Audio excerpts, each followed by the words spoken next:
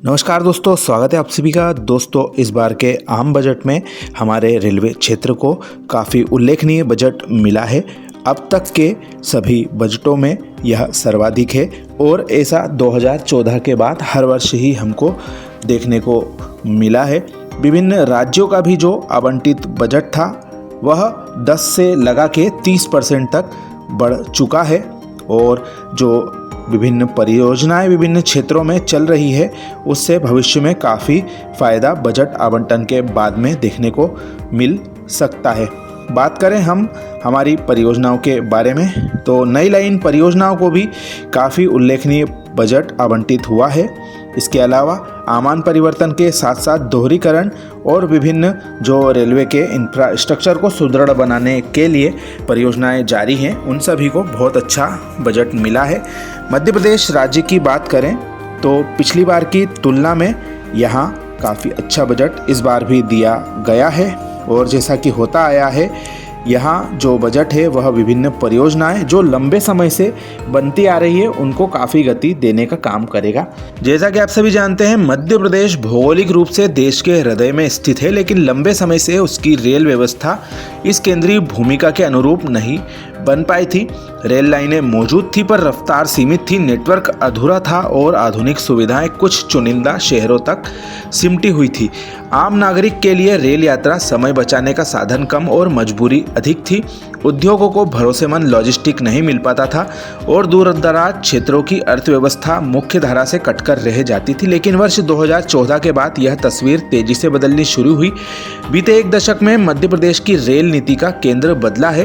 अब प्राथमिकता सिर्फ ट्रेनों की संख्या बढ़ाने तक सीमित नहीं रही, बल्कि राज्य को एक मजबूत लॉजिस्टिक हब और लोगों के लिए सुविधाजनक यात्रा नेटवर्क के रूप में विकसित करने पर जोर दिया गया। यही कारण है कि आज रेलवे मध्य प्रदेश के आर्थिक और सामाजिक परिवर्तन का आधार बन चुकी है। बात करें 2009 से 2014 के बीच मध्य प्रदेश को रेलवे बजट में औसतन 650 करोड़ रुपए से भी कम प्रतिवर्ष का आवंटन मिलता था। यह राशि इतनी सीमित थी कि बड़े पैमाने पर नई परियोजनाओं की कल्पना भी संभव नहीं थी। रखरखाव और छोटे कार्यों में ही अधिकतम बजट समाप्त हो जाता था, जिसे राज्य की विशाल संभावनाएं अधूरी रह जाती थी। इसके विपरीत वर्ष 2026-27 में मध्य प्रदेश के लिए रेलवे का वार्षिक बजट बढ़कर 15,188 करोड़ पहुंच गए, यानी कि लगभग 2014 की तुलना में 24 गुना की ऐतिहासिक वृद्धि। यह बदलाव केवल आंकड़ों का नहीं है, बल्कि उस नीति का संकेत है जो मध्य प्रदेश को देश की रेल रणनीति में केंद्रीय भूमिका देती है। रेल नेटवर्क का विस्तार भी इसमें काफी बड़ा है। 2009 से 2014 के बीच मध्य प्रदेश में औसतन केवल 29 किलोमीटर नए ट्रैक प्रतिवर्ष बिछाए जाते थे। इतनी धीमी रफ्तार राज्य की भौगोलिक जरूरतों के लिए नाकाफी थी, लेकिन 2014 के बाद तस्वीर तेजी से बदली। 2026 तक नए ट्रैक बिछाने की औसत गति बढ़कर 241 किलोमीटर से अधिक प्रतिवर्ष हो गई। 2600 किलोमीटर से अधिक नई पटरियां इस वर्ष बिछाई जा चुकी हैं। जिन इलाकों तक पहले पहुंचना कठिन होता था, वहां अब रेल विकास का माध्यम बन रही है। इससे राज्य के आदिवासी, ग्रामीण और औद्योगिक क्षेत्रों को बेहतर संपर्क मिला है। साथ ही 100% विद्युतीकरण भी यहाँ पर लगभग ज़्यादातर इलाकों में हो गया है।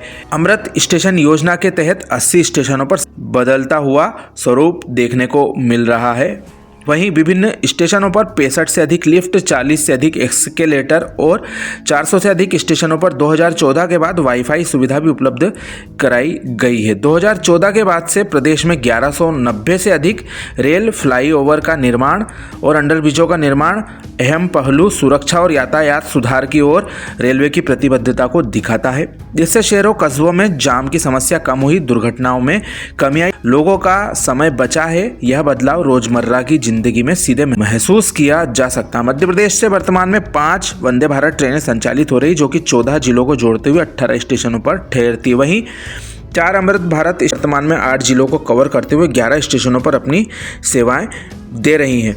हमारे मालवा क्षेत्र की बात करें तो यहाँ पर कई परियोजनाएं लंबे समय से निर्माणाधीन चल रही हैं, जिनमें से दाहोद इंदौर रेल परियोजना और छोटा उदयपुर धार रेल परियोजना के साथ साथ हमारी महू सनावद आमान परिवर्तन परियोजना 2008-9 के समय में स्वीकृत हुई, लेकिन इन परियोजनाओं का कार्य 2014 तक कितना चला ये हम सभी देख रहे हैं। 2014 के बाद में इन परियोजनाओं के लिए भारी भरकम बजट अलॉटमेंट हुआ। इसके साथ साथ इनके बड़े हिस्से बनकर तैयार हुए।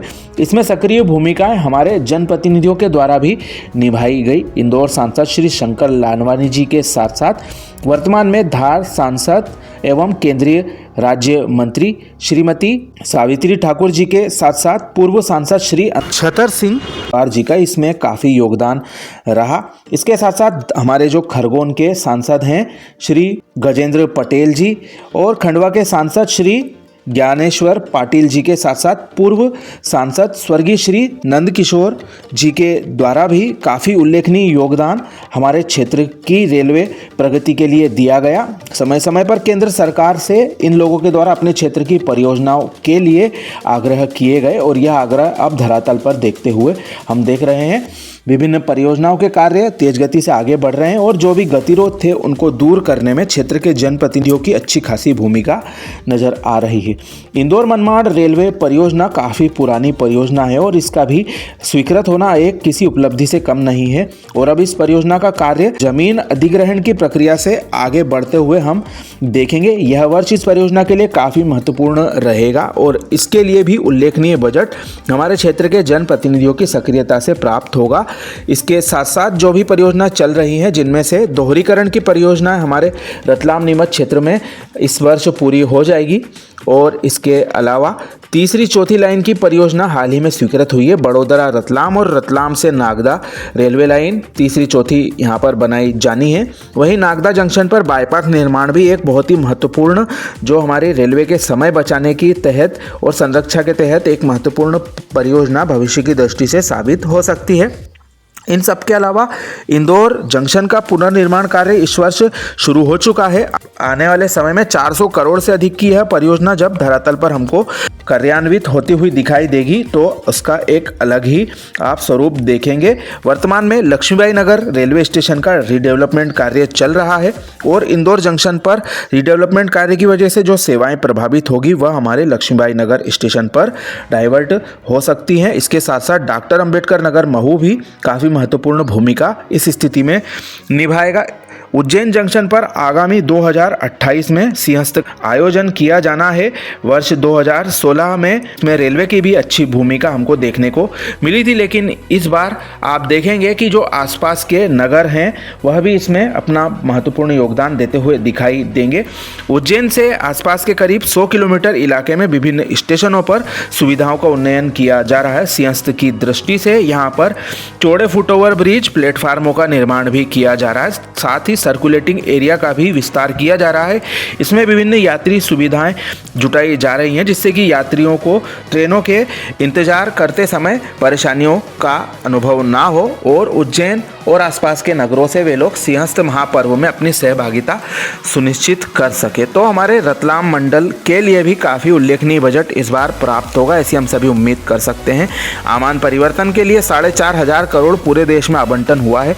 आमान परिवर्तन की बड़ी परियोजना महू, सनावद, खंडवा, अकोला आमान परिवर्तन हमारे रतलाम मंडल और दक्षिण मध्य रेलवे के अंतर्गत संचालित की जा रही है और इसके लिए पिछले वर्ष 1150 करोड़ रुपए मिले थे। उम्मीद कर सकते हैं इसका एक बड़ा हिस्सा इस वर्ष करीब 200 किलोमीटर से अधिक जिसमें काम चल रहा है उसके लिए उल्लेखनीय बजट प्राप्त होगा। इन सब के अलावा हमारी इंदौर मनमाड़ रेल परियोजना के लिए बड़ा आवंटन मिल सकता है। दाहोद इंदौर रेल परियोजना के बड़े हिस्से में कार्य चल रहा है और एक बड़ा हिस्सा धार से इंदौर का और झाबुआ से कतवारा का इस वर्ष कार्यान्वित हो जाएगा। इसके अलावा बाकी के जो हिस्से जिनमें कार्य चल रहा है, सरदारपुर से तिरला का जो सेक्शन है धार को कनेक्ट करने वाला, यह एक महत्वपूर्ण सेक्शन है और इसके लिए भी बहुत बड़ा बजट आवंटन हो सकता है। उम्मीदें अभी भी हमारी बनी हुई है। वही छोटा उदयपुर धार रेलवे लाइन के अंतिम सेक्शन तिरला से लगा के टांडा रोड के लिए भी उल्लेखनीय बजट करीब 1000 से 2000 करोड़ के आसपास का आवंटित होने की बेहद आवश्यकता है। इस वर्ष यह सेक्शन का कार्य शुरू होने की पूरी उम्मीदें की जा रही है। उम्मीद कर सकते हैं रेलवे विभाग को पर्याप्त मात्रा में बजट इन सभी परियोजनाओं के लिए प्राप्त होगा।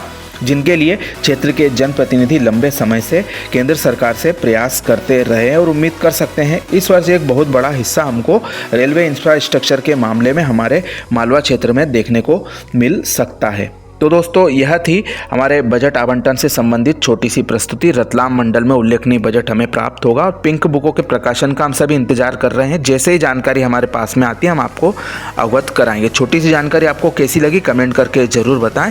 अपने मित्रों के साथ शेयर करना ना भूलें। आप सभी का धन्यवाद।